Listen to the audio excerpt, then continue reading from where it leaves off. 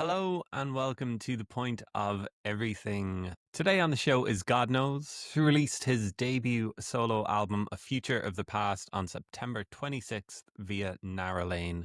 God Knows is a rapper based in Shannon, County Clare. He first broke through with Rusangano Family, a mixtape made with My Name is John back in 2014. Soon after that, Murli joined and they became Rusangano Family, who went on to win the Choice Prize in 2017 for Let the Dead Bury the Dead, the first rap record to take home Irish Album of the Year. Rusangano have since gone on hiatus, though Murli and God Knows have kept busy, both working with Denise Chyla on her Go Bravely mixtape in 2020, which also won the Choice Prize, to countless collaborations and solo projects of their own over the years. Now, God Knows has channeled it all into his debut solo album, a project that's been a long time coming. He says he had dozens of tracks to choose from and that picking the final few was a bittersweet endeavour, guided by the need to tell a coherent story. The record blends almost every sound he loves: amapiano, grime, drill, Afrobeats, probably a lot more in there as well. What he calls albums within this album. His approach hasn't changed: collaborating, experimenting, learning new tricks, and most importantly, growing. It might have come from pain, he says, but it was made in freedom and love.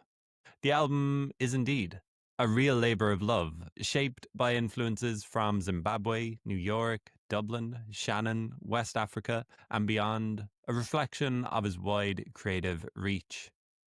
Murli, who executive produced the record, says it was about giving God Knows a canvas wide enough to paint the truth as only he can. Coming up, we dive into this creative journey of God Knows, from the roots of his musical inspiration to his honest reflections on the industry, as he shares a story of authenticity, family, and the relentless pursuit of artistic truth. God Knows plays the Cultivation live showcase with Celeveidamai and Jar Jar Jr. at the Kino on October 24th as part of the Cork Jazz Festival, and he's also part of Other Voices in Cardigan, Wales at the end of October. You can buy A Future of the Past via godknows.bandcamp.com. Here's God Knows on The Point of Everything. So, this is your debut solo album. Feels like a long time Yes, in the sir. works. I was wondering, is this your first album since Let the Dead Bury the Dead? Which is kind of crazy to think about. Yeah, absolutely. Yes, it is. It is. Yeah. Yeah. 2015 was the release of Let the Dead. No, we started writing it 2015 and then released it 2016. So yeah. 2016. Crazy. Had you like done an album, canned an album or anything like that in the past? Or was this the first time Not where at you were all. thinking like, okay, album time? Yes, so this is the debut. I kind of planned to do an album when I had an album. I didn't want to just almost like it's been so momentous. I knew as soon as I had two songs, which are on the album. I think we could talk about it now anyway. So I had Eternal and Immoral As. I wrote Immoral As in 2015. So I knew it was going to be special, and then Murli brought it to life. So those two, I knew as soon as our Mihal was playing the drums on Immoral As, Mihal Quinn, shout out to my bro Mihal Quinn. He was playing the drums on Immoral As, and Murli had that like jazz sample in there, and then it was like, oh, I know exactly what's gonna work here. So those two tracks, Eternal was another session.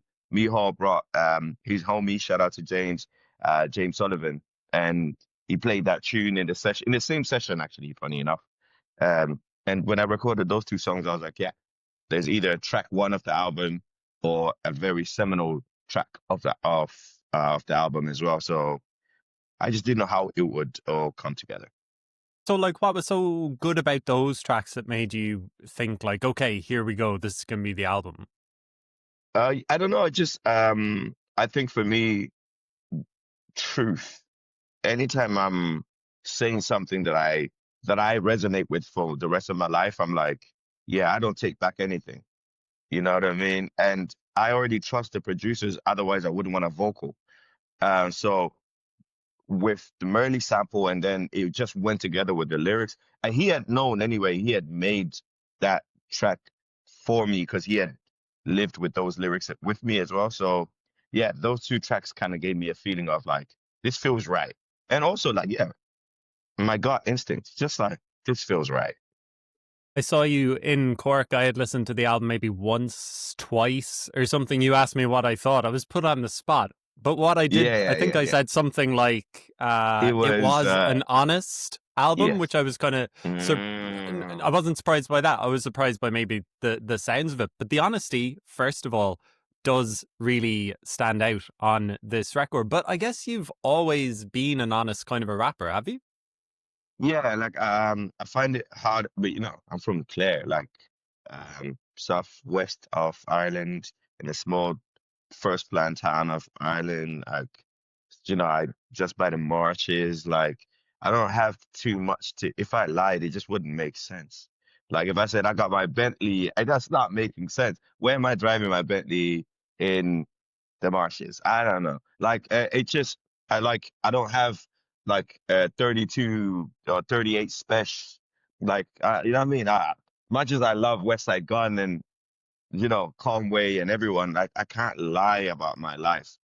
So I gotta make my own life as exciting as those guys make their their lives seem exciting. Like if Papoose could make me excited about being from Brooklyn, I can make somebody be excited about being from Clare. And that's just how that's just how I see it. But like you talking about being excited about, or the honesty being the inspiration for the Yes. album.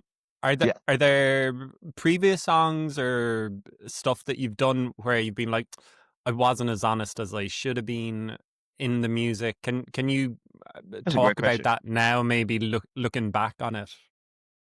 Um, thank God I don't really have that much. For me, it's the technical ability that I always look back on, to be honest. My honesty is just something that I can't lie. Like my friends know if you want to go lie about like something, don't send me. Don't send me. I'm getting us caught. I'm getting us caught. They'll take one look at if we all stole cookies from the cookie jar and then Granny came out and said who stole the cookies, like everyone else wouldn't get caught. I would get caught though. Like I know you took one. I don't know about all of these other four, but I know you took one. So I can't be anything other than honest. If anything, I think that's something that I'll always give to anybody who wants to be a fan of mine is you're always gonna get the real me. And my real opinion as well. Um, Okay, I'm kind of jumping around the place as we're kind of settling It's into all the good. conversation. But It's all good. I mean, 10 years since, or almost 10 years since that album came out with Rusangano Family, do you see the straight line from then to? Well, I guess maybe it's not a straight line from there. It's kind of like up and down and peaks Meanders, and yeah, like troughs and everything. But absolutely. do you think you're a different kind of a rapper, a different kind of a person from that first album 10 years ago? Well, you know what? Oh, now I'm gonna come back and I'm gonna like point the question back because you are someone who is on it. You're observant, you're keen, you're watching out, you're looking out, you're listening out, you're showing us sometimes stuff that is happening in Japan, but it's an Irish artist performing in Japan, and it's like, oh, thanks, Owen. I would have missed that one. So you being someone who's watched me since Let the Dead, what would you think on that same question? Your honest opinion. I Am can I see a that. different honest? I can see the through line, but I mean, I guess you've gone in previous work that you've put out over the past couple of years. You've gone kind of a lot harder, I think. But on this album, maybe it does kind of sound a little more like "Let the Dead Bury the Dead." Yeah, yeah, yeah, yeah. Absolutely. Now that, if you're talking about that is a true line, 100%. 100%. Yes. That's a really clever observation.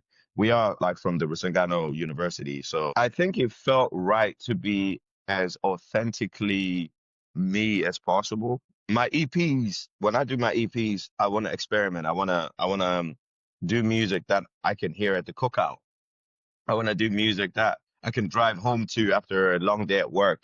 Like I'm always thinking, like how far can I take my love for this music? So on an EP, it's kind of easier because I kind of let my hair down a little bit and just if I want to jump on an piano track, I jump on an piano track. If I want to rap on a grand track, I'll rap on a grand track. Like it's kind of a little bit more freeing because it doesn't have a concept tied to it.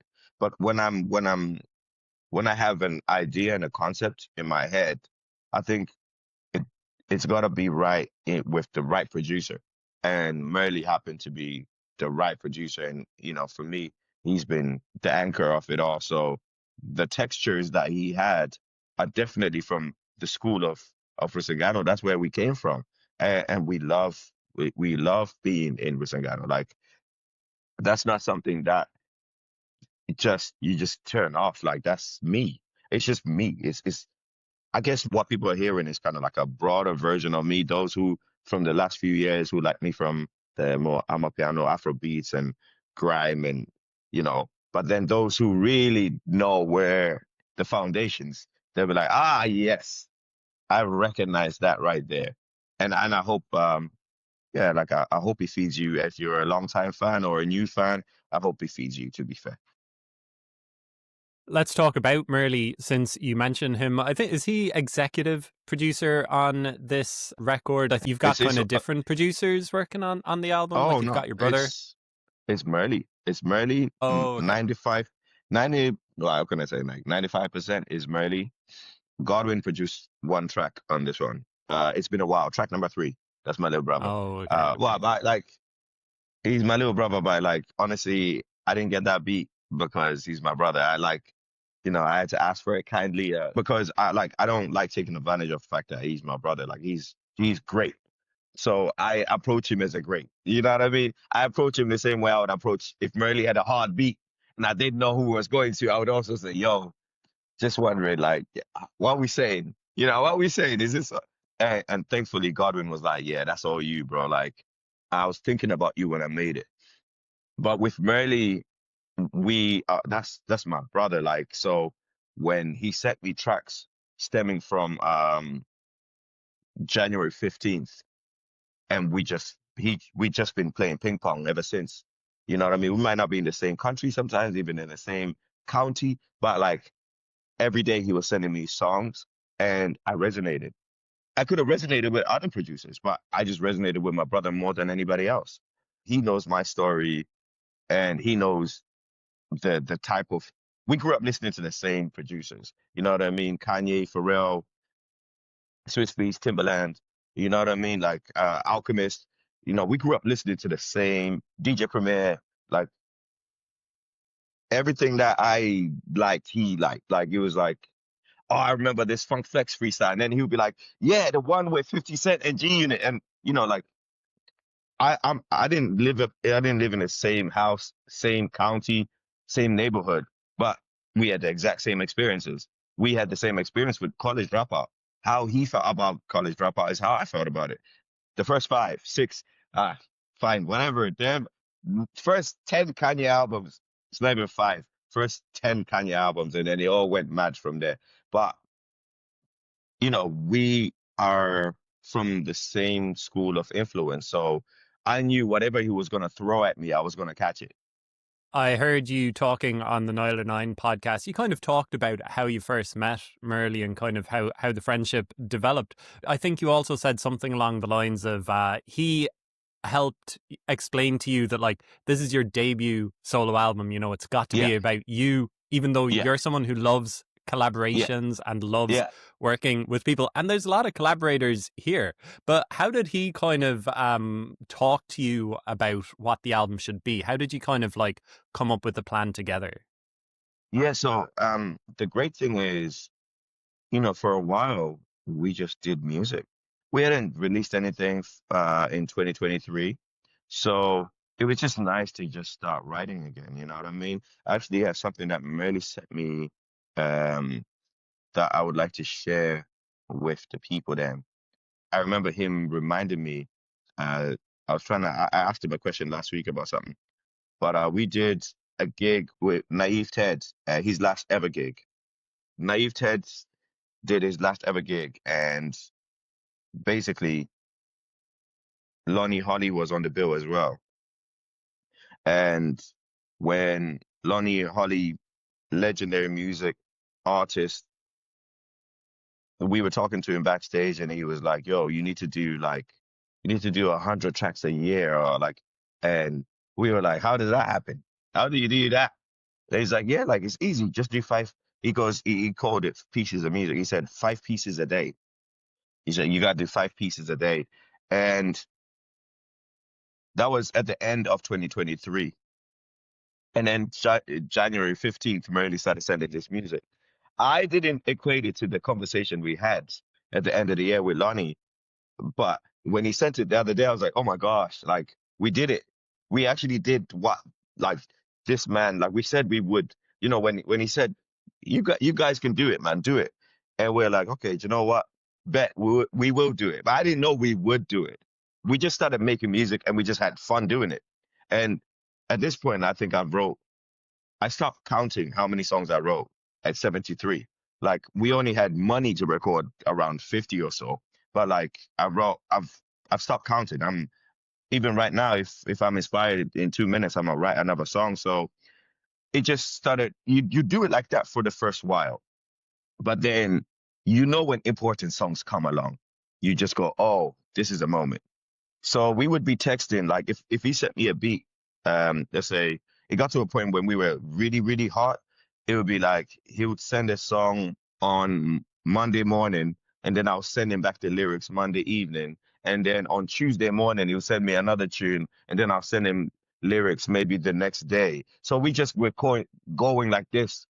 And sometimes I might finish two a day. Sometimes he might send me 5 beats a day. And from there, we just knew as we started putting aside songs. So after a while, we'd be like, oh, put away this one. Okay, put away this one. Okay, put away this one.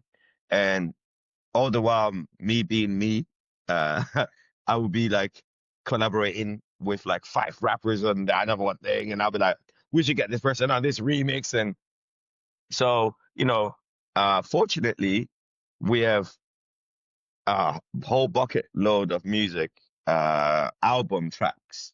And then I have like another 30 or 40 songs with loads of remixes and flips and posse cuts and so look, thank God Murli was the executive producer, because if I had my way, who knows, it would just be again me spotlighting people as opposed to making a real like cohesive debut. And that's what Murli was like. That's not happening. We are making a cohesive debut, and it's gonna be incredible because that's what we love.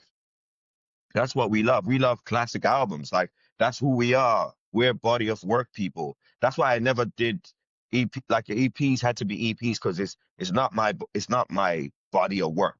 Like my body of work is Rusangano /Family. Like that's a body of work. Let the Dead Bury the Dead. That's a body of work.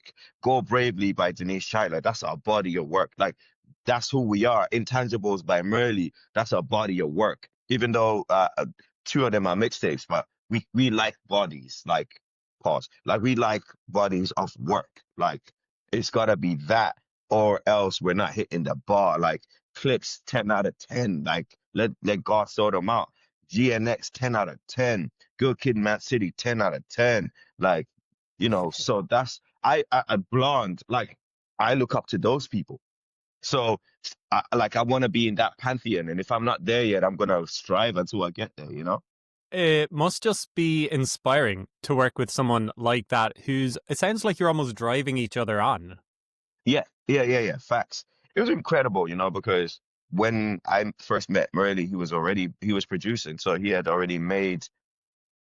I think he was going on to make his second mixtape at the time, called Faith Safari. He had actually went on to make another one of those. So he made like two Faith Safaris and another mixtape. So he was the only person I knew who was making original beats, because we all used to freestyle and instrumentals. You know what I mean? J Arms instrumentals would be like a 50 Cent song here, a game song here, like Papoose track here, and we just rap on those instrumentals because that was the mixtape thing at the time. Come from the school of DJ drama, Salt Smoke, DJ Big Mike, DJ Clue mixtapes. I come from that world. So for me, it almost felt natural to be freestyling on other people's beats. But then I met Murli and I'm seeing like, no, this guy is ahead of the game. He's ahead of everybody because he knows that you can't do anything with other people's stuff. You gotta make your own stuff. And he would record us on other people's beats, don't get me wrong. Like it was cool. That's how we bonded. But when you're around someone else, you just see their greatness. You're like, I wanna strive across to get there. Where he is, I wanna get there. And that's literally from there. Like we were already fast friends from there. Like for me, I was already a music industry nerd. So like I was already telling my friends like, yo, okay, like we gotta start making real songs and we gotta make sure like we get them on radio. We gotta make sure like da da da da. So me and Murray just bonded on being music industry nerds and also like the love of the music and doing it right. So it's just been like that ever since. Every single step of our careers is like, oh wow, he's doing that. I gotta step up, and that's my brother. So imagine having your brother be next to you and you seeing how good they are. It just makes you want to be better every single time. And I think maybe that's coming out through the music too. Is there more of a band feel to this album as well? Like, I mean, I saw you in Cork. I saw you Yeah, yeah, at All Together now in the yeah, summer as yeah. well. And you had a couple of people actually playing instruments with you. I know Danny Yes, Lanham is one who's yes, on that's guitar right. or bass, Yeah, I think. Do you want to talk yeah, about the other guys in the band? yes, Is it a band now that you've got? absolutely, absolutely. Yes, it is a band. God knows it's a band, but and music is a team sport for me. And I think what I did the gully side, DJ, two MCs, did that, and do it well. That's foundation. That's foundation. That's there. Right now, in 20 minutes, someone has decks, someone has a USB, or microphone is on. Like I'm there. That's a no-brainer.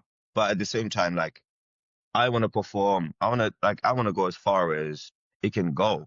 Like I want to stretch what the capabilities of having Danny Lanham, jazz aficionado.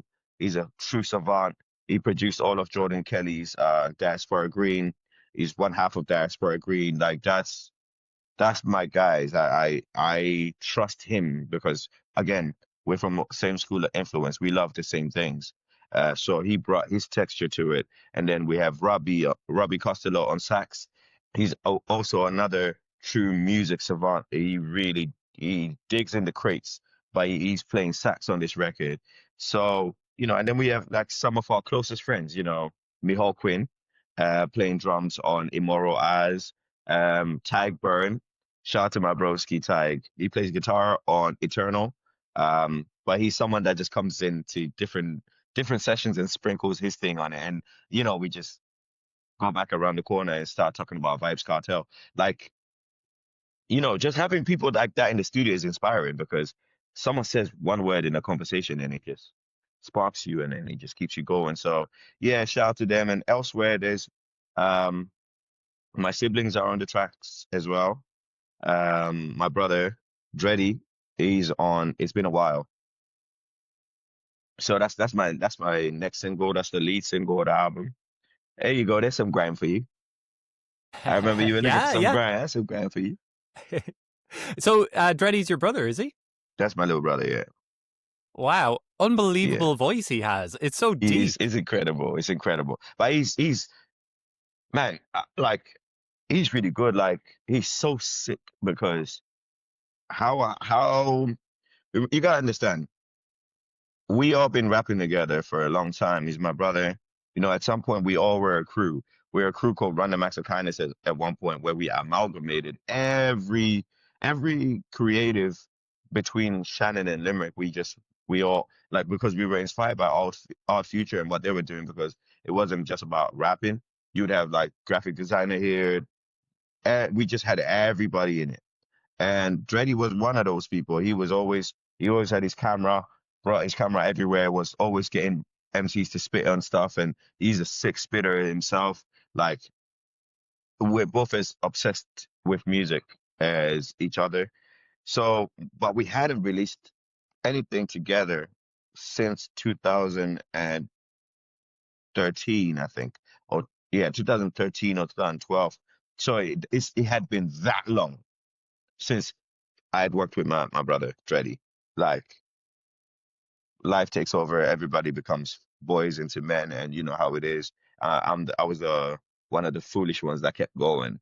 Um, so when Godwin, so sorry, I'm hopping about my little brother, two of my brothers. They're both incredible. So the good thing is, sometimes I hate saying my brother, so that like you're like, oh, your God knows his brother, but like they're their own men, truly incredible. They do their thing outside of me, and I'm proud of them for that. And yeah, long may it continue. Big up the family. But I was at home. I don't know where I was coming from, but like I just come home.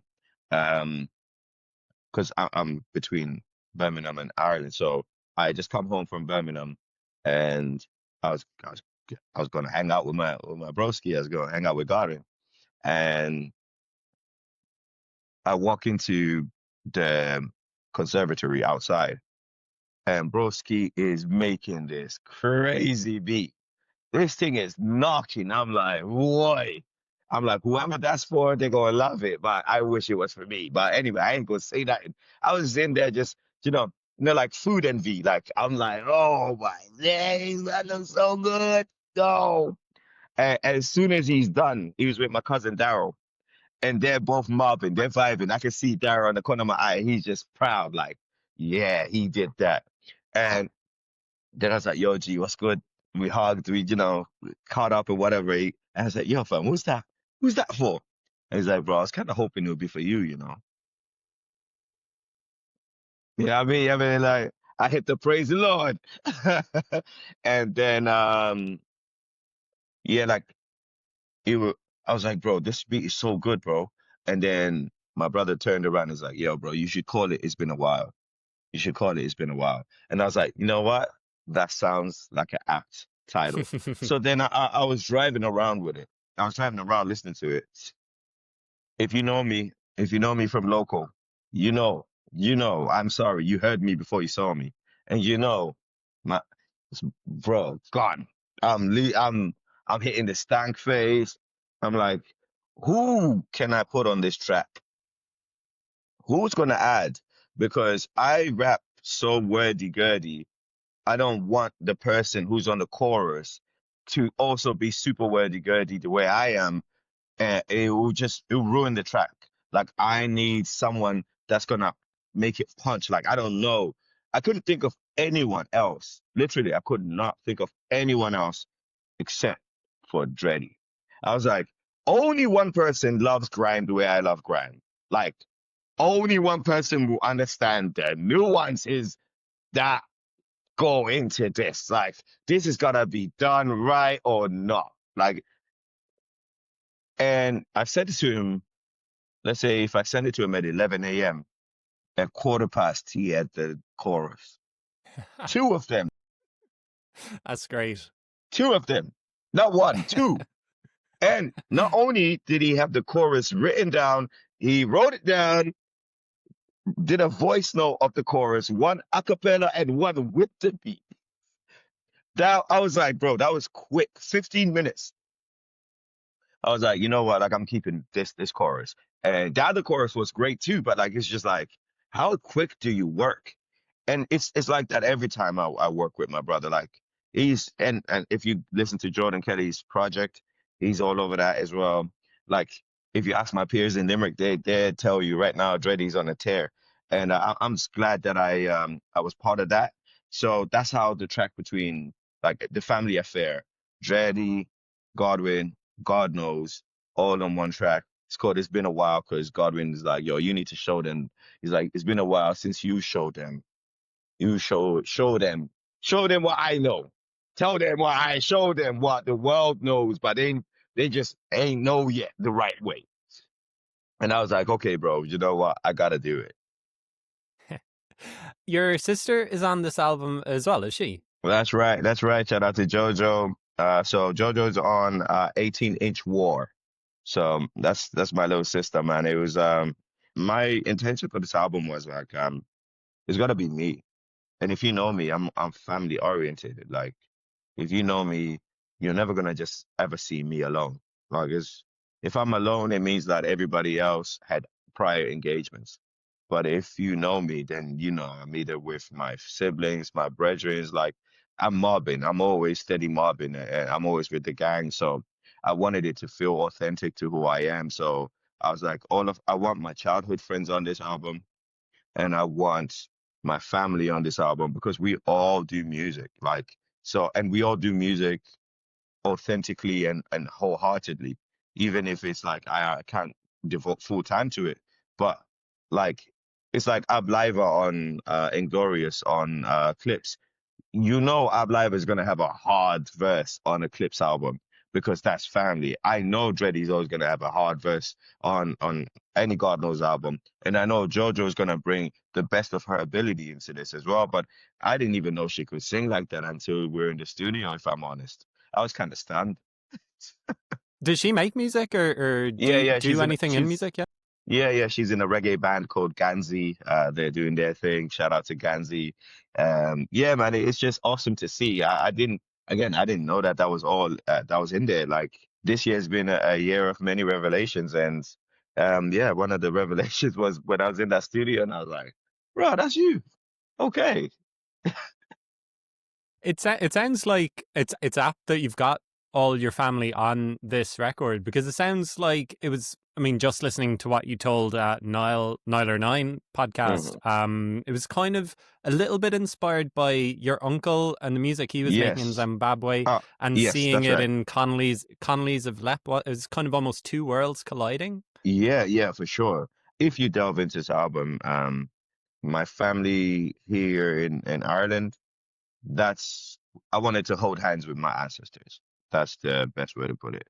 And me, Dreddy, um, like all my cousins, because they were all over this record, even just by inspiration and ideas, sending me tracks to listen to. And so me and my family here in Ireland, we were holding out our hands to my uncle and my great granduncle and anyone else from that era and saying, "Yo, we see you. Thank you so much for even staying strong and giving us this identity." Like, and just like that's what, and it was like that from both sides of my family, on my father's side and my mother's side. Like that was me reaching out. So, and also me giving my nephew, and by the grace of God, my kids, a picture to show them their lineage from someone who is them, so, from my perspective, because the history is never told by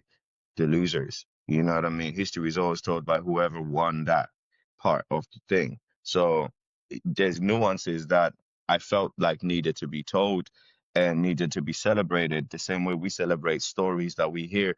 We still celebrate Greek stories today. You know what I mean? Because they're passed down, but the way that they've made it so appealing, we got to do that. Even with history, like there's still history that needs to be told from a Black perspective, and I wanted to do it with my family because we have such an incredible, incredible story. And if you listen to this album, I talk about it. We talk about microaggressions and discrimination that we see in front of our eyes, but I'm like, no, no, we got to go to the root though. What's the root? What's the root? The root is greed. The root is hubris, you know. So that's why the track hubris, it literally starts there. Like the idea of religion used as a tool for colonization. You know what I mean? Like I'm going there, that I wanted to take it there. And okay, this is where we start, and then on the Heartless Stone, I'm talking about again greed and hubris of people like Cecil John Rhodes, who in some cases I see he's highly celebrated, but my ancestors don't share the same perspective. You know what I mean? We just don't, because We were peaceful, sharing food, living in a community where if something happens, we all gather. We all, if you know, we if we have to feed the village, we'll feed the village with the livestock that we have. And if you're part of Zimbabwean culture, the best way to welcome somebody in your village is you you you get the livestock and you get you get the protein and you feed everyone. You feed everyone. Everyone gets fed. Everybody eats. That's where we've come from. But then the colonizer came through because of hubris, because I found diamonds in Kimberley, and which turned into De Beers. De Beers was founded by Cecil John Rhodes. Like, but then he's the same guy who also said, why do we have to live with the blacks? We need to separate from them because they're gonna start seeing that there's wealth here. They're gonna start seeing that we're treating them in a different way. But if we separate them, they will always be under our foot, and it will always be us feeding them. That is apartheid. They had this meeting, the Boers, the Dutch colony and the Boers, which what is called what is now termed as the Boers, the Dutch at the time, and the English met up together and said, listen, we can't, this is what we can't have them seeing the wealth. We can't do that. So that's apartheid. That's Cecil John Rhodes. That was his mastermind idea. Like that's the same guy then when he got ousted because of hubris out of South Africa. He went to Zimbabwe.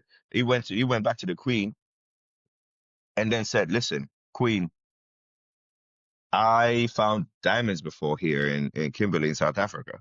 I can find more diamonds. I can find more minerals for you. So if you let me go on an excursion and do what I need to do," took mercenary armies into Zimbabwe.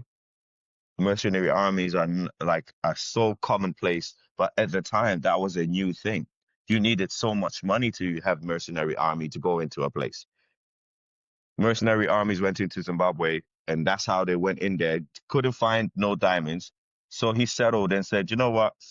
Didn't find no diamonds, but I'll keep this place. Queen, is that all right?" "Yeah, it's all good. Just name that place in front. Just name it for me. Victoria Falls, yeah?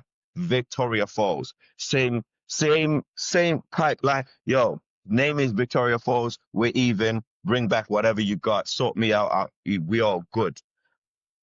For me, I was like, oh my days, look at that. That's the same De Beers that's 5 minutes away from me in Shannon. Element 6. That's so a place that I can celebrate in Shannon because of what it's done in my local area is the same place that took everything away from us. Mm. That Wow. my brain just I was like, okay, cool. I have to talk about it now. So then on my family perspective, where my family comes into it, is that the first the first Shona to oppose British rule was my great granduncle, Chief Mutoto Makoni. Like, so I was like, I have to tell this story now because this is part of my family. So I was like, okay, so let's go from the Heartless Stone where I introduced Cecil John Rhodes. Then I talk about Chief Mutoto Makoni being the first person to oppose British rule, and just really, I just want to shed light. I wanted to shed light, really, if I'm honest. Like, obviously, this is, please, like, if I'm misquoting something, if something is off, please, like, go on Google. I'm okay with being corrected. Just shout me, DM me, and say, yo, maybe this line or maybe this fact is a little off. But yes, definitely out there, though. It's all out there. It's right there. But also, that's what I want from you. I'm an artist. I'm not a historian, but I do want you to be interested in your story, your history, your lineage, your family. Doesn't have to be just mine.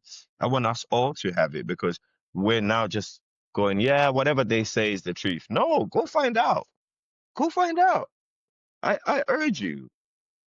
Hard to kind of follow up that lesson in history, but like, what's your relationship with Zimbabwe now? Do you go home much to the place? Man, I was really hoping to go. There was an opportunity that had came up 5 minutes ago, but you know how music is. It's no longer there. But um, I look forward to going. As soon as I have 5 minutes off, I'm going to. You'll be like, yeah, he's in Zimbabwe for the next while. Like that's like it's just because I've been so dedicated to the craft of music. I have I've lofty expectations for myself, and that's been making me go. I can't take my foot off the gas anytime soon, and that's the reason why I haven't been able to go because my parents have gone, my siblings have gone. I'm just the only one who hasn't gone. Just because every single time there's always something that I'm like knee deep in Ireland. So hopefully now after I finish this debut, get it out of my system, maybe I'll go celebrate by visiting the places I talk about in this album, you know? Coming back to the album, one of the themes, I guess, running through Hmm. the album is the relationship with the music industry. I mean, we talk Ah, about it I'm being 10 glad you said years it. or I guess it's 8 years since you guys won the Choice Music Prize. You mentioned that in one of the latter tracks on the album, 18-inch War, What? Yes. you sing, maybe we should have quit our jobs after Austin, Texas, poured Mm, our all in the streams to be in the industry, only to mm. realize all the shut doors was a blessing. It sounds like kind of what I mentioned earlier, that it's been a lot of downs as well as ups in music Absolutely. for A million you. percent. Is it? Is that kind of what you're getting at in this track? I mean, you also Yeah. mention it on the second track, Naked Ambition Has a Price. I think you Yes. also kind of talk about, I Yes. don't know, kind of the journey of music. Okay, that's enough for me. You go, you go. Yes. Cool, cool. Thank you for bringing it up. On 18-inch War, yeah, just kind of that's telling my story really. Honestly, that was just me being transparent and just saying, look, it hasn't been easy at all. In fact, it's been excruciating. How about that? Like it hasn't been easy at all. 0% has been easy. I mean, this has been easy. The debut has been easy.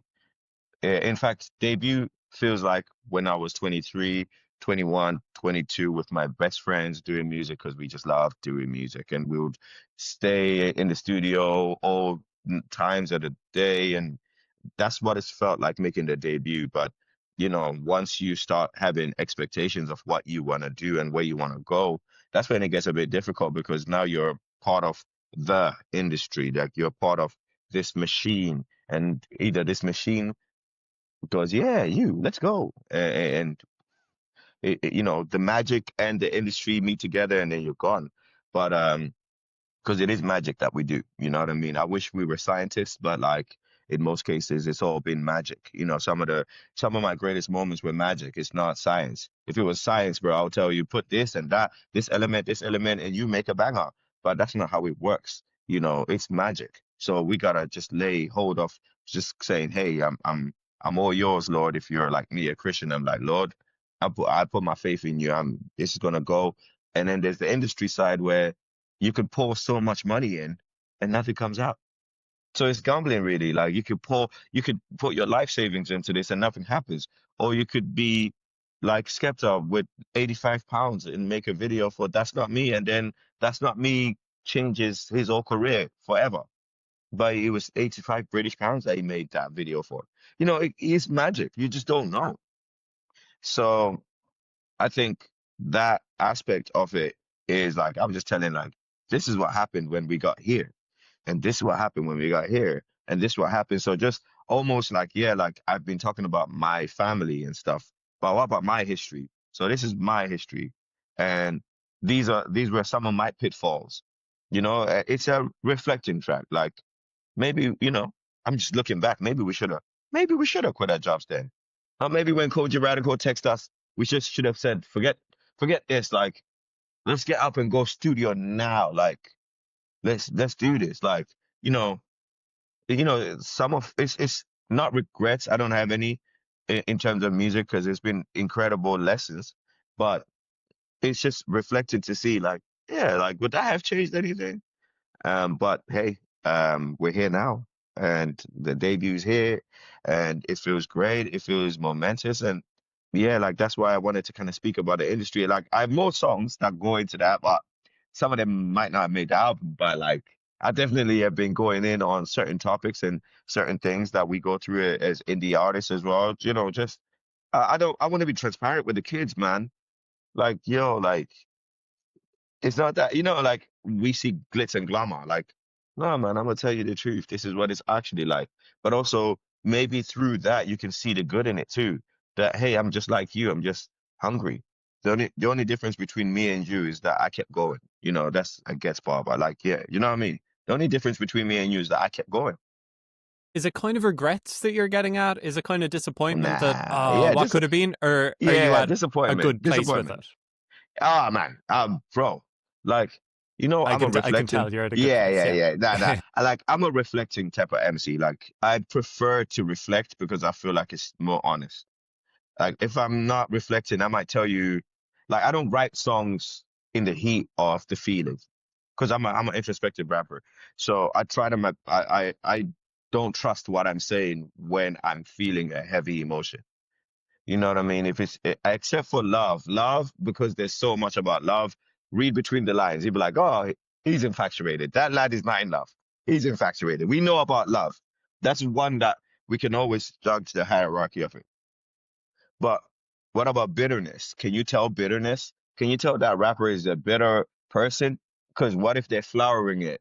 I was on top of the world and everybody, bro, like, are you bitter or are you like, but you're trying to act like you're happy though. Like, I don't like rapping like that. I don't like giving people false, like, nah, miss me with that. If I'm going to talk about it, I want to truthfully talk about it. Not for anyone else, by the way. It's selfish, but for me, I'm such a big fan of my own music that I don't want to look back at my own song and say, you liar, you liar. That's not how you felt. Nah, like, I can't ever listen to that ever again. That's if I ever made a song with a bad depiction of anything, I can't ever listen to it because I'll cringe.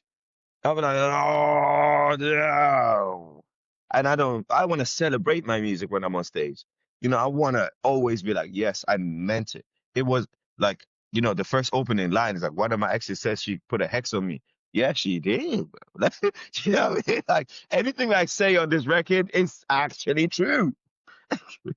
So yeah, I guess in 18-inch war, I was just trying to really say like, yeah, it hasn't been roses, but I really loved the journey. That's I say like that's why me and Murli are packing knowledge, but we're not on stone's throw. You know what I mean? Because now we're packing the knowledge, but he's playing words on Anderson Pack and knowledge. Like, because again, that's authenticity. Like, yeah, Anderson Pack is gonna go and make Silk City, he's gonna go and do all of that, but he's always gonna come back to him and knowledge doing what they do. So it was like, yeah, at the end of the day, we went through the lofty heights and the low lows, whatever. But guess what? We are packing knowledge, but we are packed in knowledge, but we're not on Stone's Throw. Like, and Stone's Throw is legendary. Shout out to the man, them. Like, respect. You know, just wanted to land the plane by saying we may have went all the way over there only to realize home is where you need to be. So yeah, Hmm. man, that's what I was trying to get at on that song. I think we've landed the plane on this conversation as well. We've kind of come full circle talking about Yeah. honesty at the start and then coming back to the honesty of you as a rapper, talking about everything on this album. How does it feel like seeing the final product, like the second album that you've ever made, your debut solo Yes, record? sir. What are the Yes, sir. feelings? I love asking artists this, like, proud of what you've achieved, kind of Oh like yeah. Yeah. relief at it finally being done as well, maybe? Um, Proud is a big word for sure. Um, Relief, almost, because I'm almost there with it. It's relief, not yet, because I believe in the love of the rollout too. You know what I mean? Presentation is everything too. So I don't just believe in the studio side of things. I also want to, with what I have, because it's all defined by how much you have to push something. You know what I mean? If you put €5 into the Facebook ad, you're gonna get €5 views. All right? If you put whatever, you're gonna get whatever. I don't have that kind of budget, but with the kind of budget I have and this clever brain, and my brother's even more cleverer brain, like, and the people around me and my community, that's why I believe in grassroots. with me and my community and what they've poured into me, yeah, I'm relieved because I know I didn't short them. I know I didn't give them 55%. I know I didn't give them middle of the road. I know I gave them 1,000%. And that's what I really am proud of. And I'm proud to know that we both, myself and Murli, put everything authentically into this project, but we feel fulfilled in it. You know, it's a classic body of work in my world. You know what I mean? Between me and my people, yeah, like we believe already, like, yeah, we done our thing. So now that's not up to me. That's up to the audience to love it and receive it the way that they do it. But I know for me, I'm proud of this project. I just want to thank all my friends and my family, my mom and my dad for believing in me, my wife for being the person that nursed me out of depression and helped me get to this point, my church family, my community that would pray for me and still pray for me to this day. I want to thank my friends, my closest, my nearest and dearest, for believing in me and every day checking in on me and loving the songs and wanting the music before it's out and celebrating and taking time out. And I want to thank the Limerick music scene, every single person that I know that has given me advice and has given me suggestions on what's the best way to go about different things. I'm a very, very rich person. I'm the richest man in the world. I tell everybody that I'm the richest man in the world because of the people that I have around me. I don't have a lick of money, but I got a heck of a community, a heck of a family. You know what I mean? The richest man is the one with his first friend, and I still have my first best friend is still my best friend to this day. So I'm just very grateful to God that I could get to this point and release this debut. My whole life, they say it takes your whole life to make a debut. So um, whoever's listening, this is my whole life in a project, but this is part one, y'all. I got three more in there, but this is part one. So please enjoy. E, thank you for giving me the platform, my bro. Like I couldn't go without saying thank you. Amazing way to end things. Listen, man, I love chatting with you all the time. I always feel better as a result of chatting with you. I hope you Likewise. feel the same. Best I luck with the do, I album. do. Thank you so much.